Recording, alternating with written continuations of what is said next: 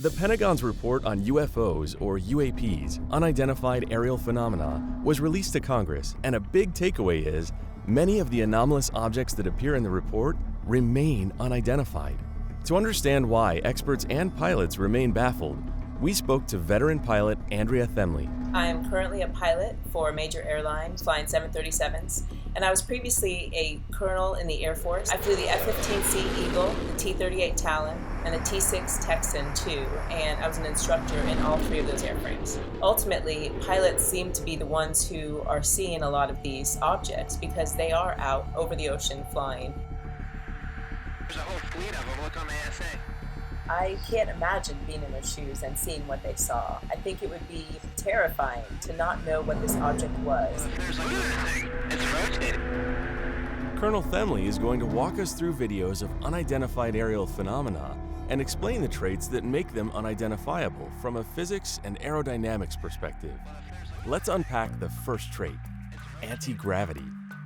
The acorn shape, pyramid shape, and the spherical shape, they seem to overcome gravity without any visible propulsion or any airfoils that provide lift, or what we would traditionally call a wing. Since the dawn of aviation on Earth, which has been about 120 years now, normally lift is produced when an aircraft increases speed. The air goes over the top of the wing and the bottom of the wing and meets at the end of the wing at the same time.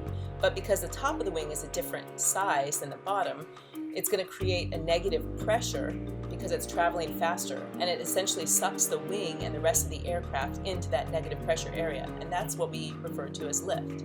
Okay, so the unidentified aerial phenomena don't appear to have recognizable wings for lift. But what about their propulsion? Dude, this is a drone, bro. I'm watching the gimbal video. This was filmed in 2015, and as you can see at the top, it's using the infrared sensor, and that is depicted by the IR at the top of the screen there. The pod has multiple sensors. It has both an electro-optical sensor and an infrared sensor to detect targets. What's noticeable is that there's no visible infrared exhaust plume coming from this object, and that indicates no source of propulsion as we know it. Where you see WHT, which stands for white hot. So the cooler heat signatures will appear as black, and the hottest targets are going to be displayed as white. A normal fighter-sized target will have a heat signature that can be detected approximately 10 nautical miles away with an infrared sensor. The skin friction of an aircraft enough flying through the air is going to be able to give a heat signature so that a targeting pod will be able to detect it. These objects don't seem to generate exhaust, so it's difficult to understand how they're creating propulsion. This leads to the second unidentifiable trait. They fly at hyperspeed. Showing at 180 knots right now. That is the actual closing velocity of that target to the host-owned ship, the F-18, that's carrying the pod. From the bottom there on the left-hand side, you see the F-18's airspeed, 258 nautical miles per hour, or Mach 0.62. And you can roughly tell, if you do some rough math, that that object is going approximately 500 miles per hour. Without any visible propulsion or any airfoils that provide lift. That's fast, but not supersonic fast. So let's consider the video taken during the 2004 USS Nimitz encounter. You can see at the very end, the video here, this aircraft just scoots off the screen very quickly. Based on that, and based on the testimony of the USS Princeton operators that found that object 60 miles away several seconds later, it's clear that this object was traveling at very high rates of speed with a lot of acceleration.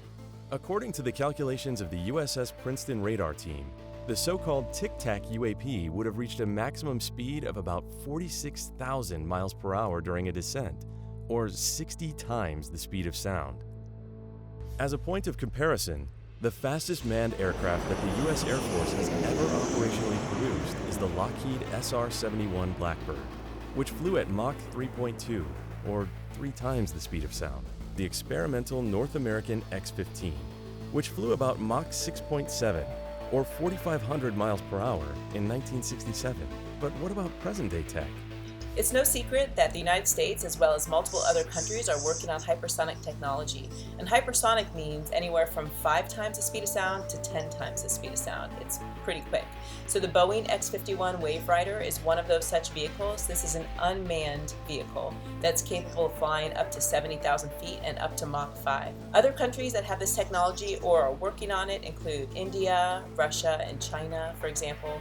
Another attribute of UAPs that make them tricky to observe is stealth. Most of these images are infrared sensors that are just capturing the heat signature of the aircraft. This video is using night vision video on the deck of a U.S. Navy destroyer, and the shape itself is unusual. It's similar to our B-2, which has stealth technology, but it's not quite the same shape. It's possible that the pyramid shape is flat, irregular surfaces that would deflect radar energy and not let it return to the host. It's possible that that is a stealth technology, and that's why operators have had trouble capturing this on their radars. Stealth crafts work to scramble radar in two ways. First, with irregular flat surfaces like the B-2 bomber that will not easily return the radar beam. And second, by using radar-absorbing materials on the craft's exterior. It's unclear why it is flashing, but some of it might have to do with the quality of the camera or the night vision video that they have. It's really tough to tell what the actual colors are or if it is metallic or silver. And yet, the US doesn't have a monopoly on planes that confuse radar. The Chinese have the J-20, the Russians fly the Su-57, and then Japan, South Korea, Indonesia, they all have fairly advanced stealth technology programs. Another anomalous trait UAPs seem to have is that they are transmedium. What was splash? Splash. Transmedium just means that these objects are moving easily between different environments, such as space, our atmosphere, and even underwater. This video was taken from off the coast of San Diego, and the most notable feature is the ability to fly both in air and underwater. As soon as the object nears the water, they are waiting to mark the coordinates, the bearing and range of where this object went down, and they're, I don't know, I'm not sure.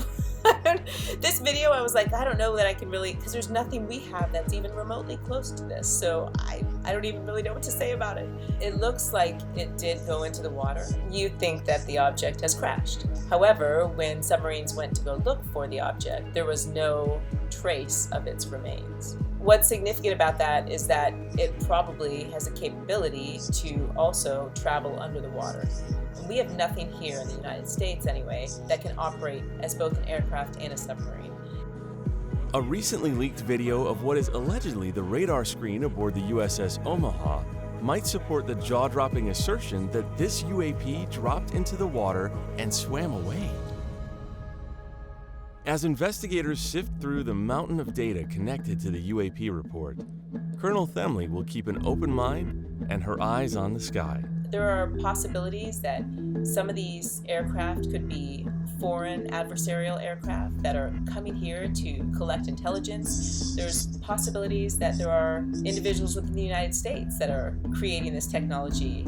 We don't know what this is, and there are a lot of unanswered questions still. They seem to defy every law of physics and aerodynamics that we know. I'm excited that these questions are going to start being answered. Again, I'm a skeptic. I want proof. I want to be able to see and believe something, so I'm glad that the Pentagon is doing investigations so we can actually figure out what these objects are.